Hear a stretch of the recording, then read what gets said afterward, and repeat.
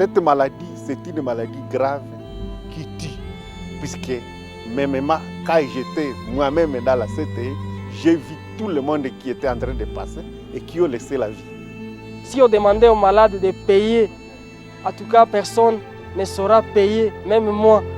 Parce que les soins sont spécialisés, les partenaires se sont vraiment donnés corps et âme pour soigner cette maladie. Et la population commence à comprendre réellement que la maladie existe et commence à nous tolérer et à tolérer nos interventions par rapport à la riposte.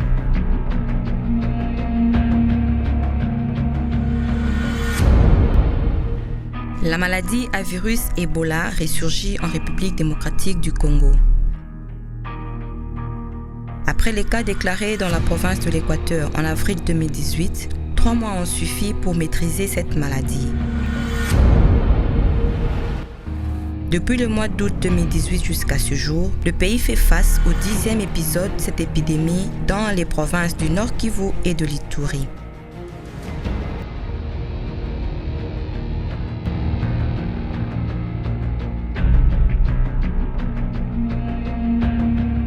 Pour mémoire, la maladie à virus Ebola est une maladie virale. Elle se transmet à l'homme par un animal sauvage. Infectée, elle se manifeste par des fortes fièvres, des maux de tête, des douleurs musculaires, une diarrhée sanguinolente, une fatigue intense, une hémorragie interne provoquant des vomissements.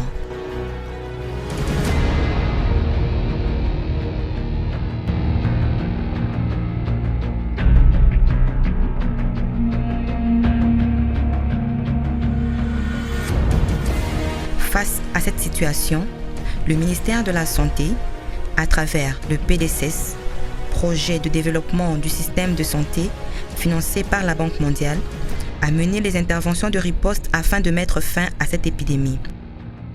Parmi ces interventions, on cite la communication de crise, la mobilisation communautaire, l'engagement communautaire, la formation des acteurs de terrain, l'approvisionnement en intrants, l'appui logistique, la prise en charge des soins, la surveillance à base communautaire, le soutien à la motivation pour la prime des équipes de terrain, des dispositifs pour l'enterrement digne et sécurisé, la surveillance épidémiologique.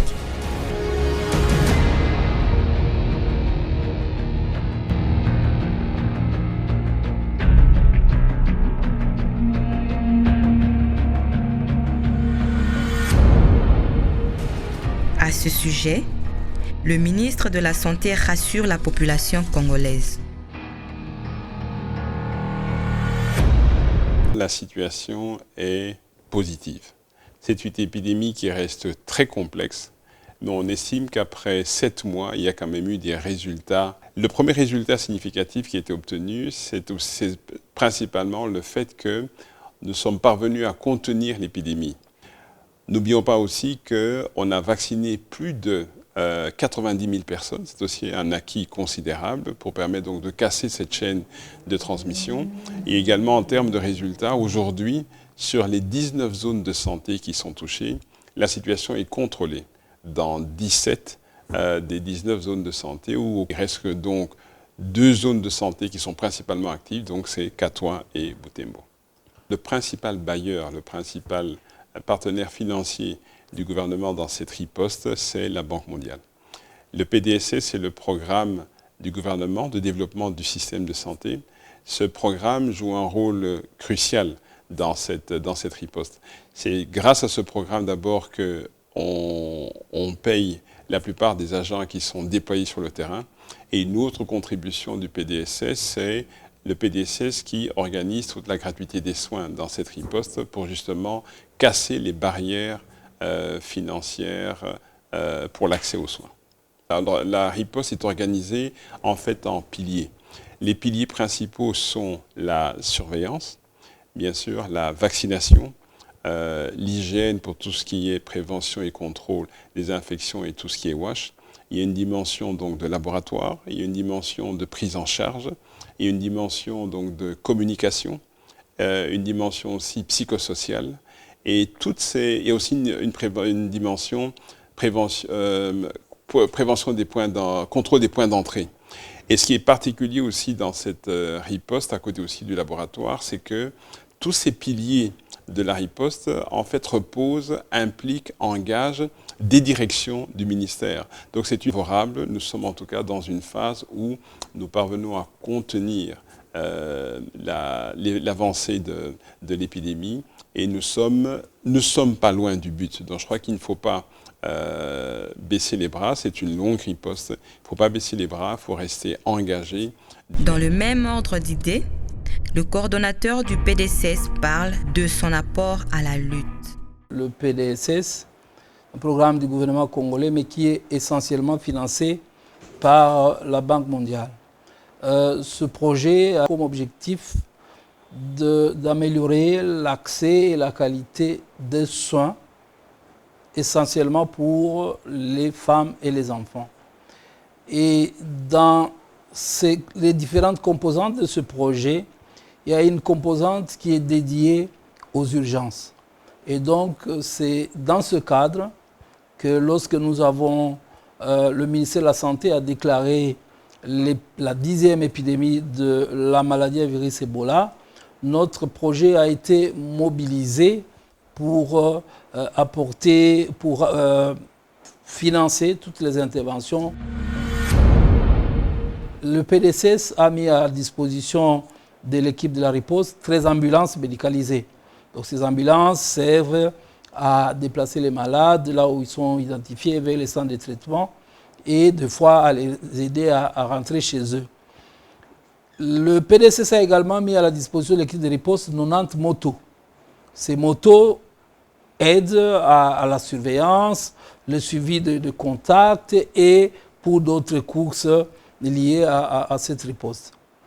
Au-delà de cette question logistique, il y a un volet prise en charge dans lequel le PDSS est engagé. C'est ainsi que le PDSS a aidé à mettre en place le centre de traitement Ebola qui est à Goma. Non seulement il a été construit, mais également il a été équipé. Et le personnel qui est dans ce centre est payé par le PDSS. Aussi, dans le volet prévention des infections, le PDSS a aidé à mettre en place des zones de triage. Par ailleurs, les autorités politico-administratives et leaders communautaires impliqués dans la lutte donnent leurs avis. Vers le mois d'août, le mois de septembre, ça voulait créer une certaine résistance, mais à cause de l'intervention de toutes les parties, les autorités locales, en commençant par le maire jusqu'au dernier chef de quartier, les leaders d'opinion, c'est-à-dire on prend au niveau des jeunes, les leaders des religions et tout ce monde-là, c'est ça qui nous a permis à pouvoir travailler ensemble et à contenir tout ce que Ebola pouvait amener comme ravage au niveau de la communauté. Nous sommes allés voir la direction de la riposte. À l'époque, c'était le DG Njoloko Tamboué. Nous sommes allés le voir et avec lui, nous avons parlé de beaucoup de choses. Comment est-ce que les églises pouvaient intervenir dans la sensibilisation des communautés, des populations, afin que la maladie ne puisse pas embraser toute la ville et le territoire.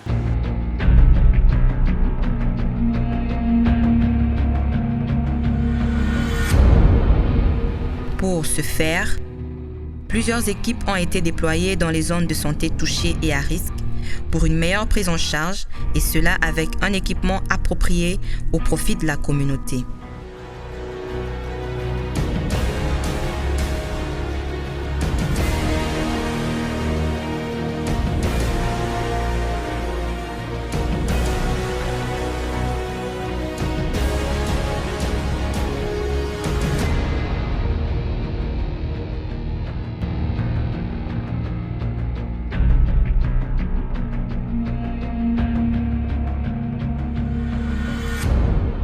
PDSS, Banque mondiale, c'est notre bailleur. Donc nous avons les acteurs qui sont sur terrain. Bon nombre de ces acteurs sont pris en charge par PDSS. Même nous tous, moi qui suis coordonnateur, donc c'est la Banque mondiale. Et il y a les prestataires des soins, il y a le relais communautaire qui sont sur terrain. Et bon nombre, vraiment, PDSS qui nous appuie dans ce sens-là. Il y a aussi autre partie, il y a PDSS qui est venu instaurer le système de gratuité des soins. La population était vraiment contente et nous avons vu des afflux massifs de gens et nous avons compris que vraiment les gens, s'ils ne venaient pas dans les structures de soins, c'est par manque de moyens. Et la stratégie donc, mise en place par PDSS dans la gratuité des soins avec l'aide du ministère de la Santé, c'était une très bonne stratégie et nous avons vu les structures où les gens étaient là jusqu'à 17h, 18h pour la gratuité des soins. Donc ça a un impact positif puisqu'en fait on a pu capter, on a pu intercepter les cas qui étaient cachés dans la communauté. Les gens qui ne pouvaient pas venir dans les structures de soins sont venus d'eux-mêmes dans les structures de soins et avec nos équipes de recherche active, on a décelé beaucoup plus de cas et on recevait beaucoup plus d'alertes, autour de 200 à 250 alertes par jour.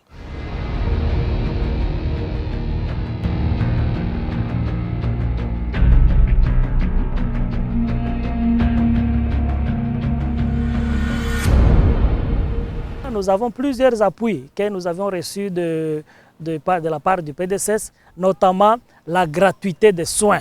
La gratuité des soins a été d'un appui très favorable et très robuste du fait que la population a accédé facilement aux soins et cela nous permettait, nous, dans la surveillance, de pouvoir recueillir assez de cas d'alerte pour les notifier au niveau de la au niveau des structures sanitaires et au niveau du CTE.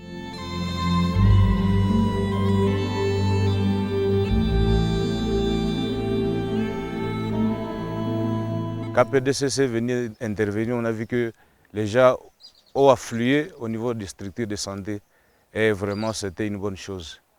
Au début, là, quand on commençait la riposte, quand l'épidémie est apparue à Butembo, le premier cas c'était la zone de santé de Butembo effectivement. La population ne comprenait pas. Ils pensaient que c'était un mauvais sort qui a été jeté sur la population. Et il y a des petites intoxications aussi politiques qui voulaient laisser que la population ne puisse pas croire que la maladie existe réellement. Ce qui nous a causé des goulots d'étranglement dans nos premières interventions par rapport à la riposte. On a été même caillassés plusieurs fois, on a été séquestrés plusieurs fois, mais avec la communication, la population commence à comprendre réellement que la maladie existe et commence à nous tolérer et à tolérer nos interventions par rapport à la riposte.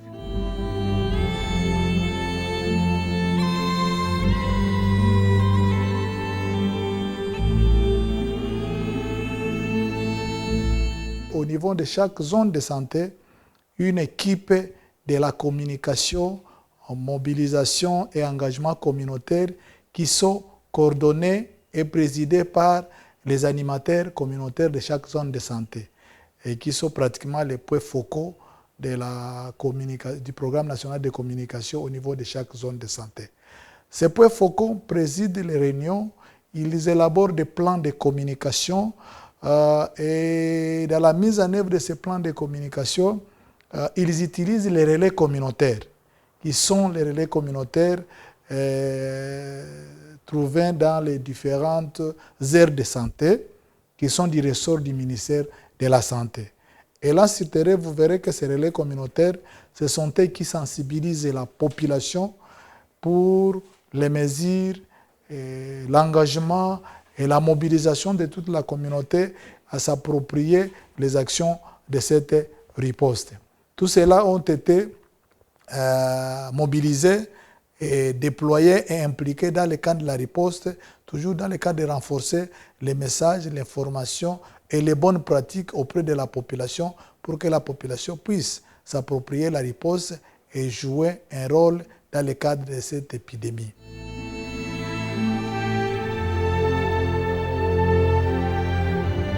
À notre zone de santé de Beni, PDSS a plusieurs interventions, parmi lesquelles je peux énumérer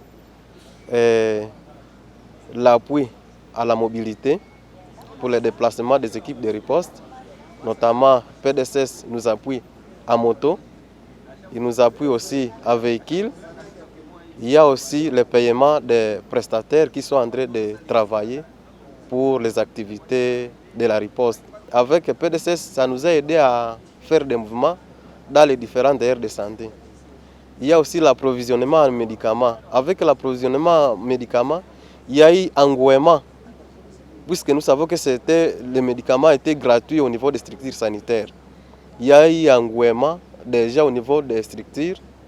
Beaucoup de gens se sont amenés et ça nous a permis de détecter plusieurs cas des cas suspects de malades.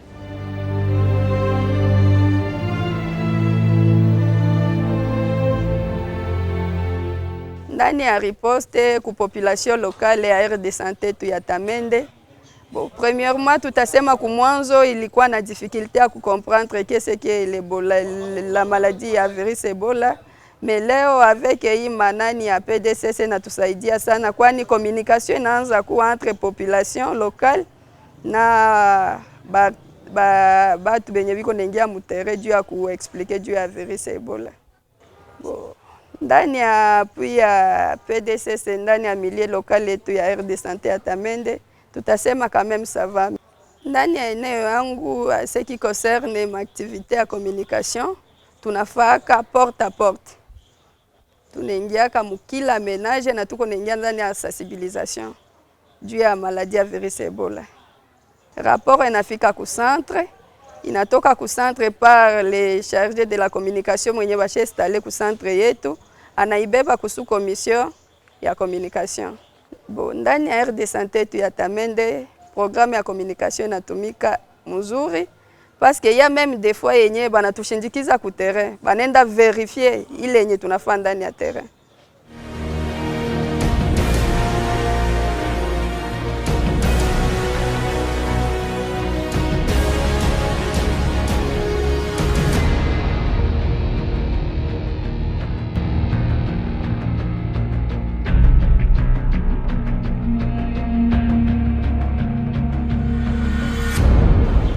Ile ambayo walinitunja vizuri, nashukuru gouvernement kwa kazi ambayo kunafaa, sababu ni magonjwa nituro wa kwanza kutufikia hapa kwetu Beni.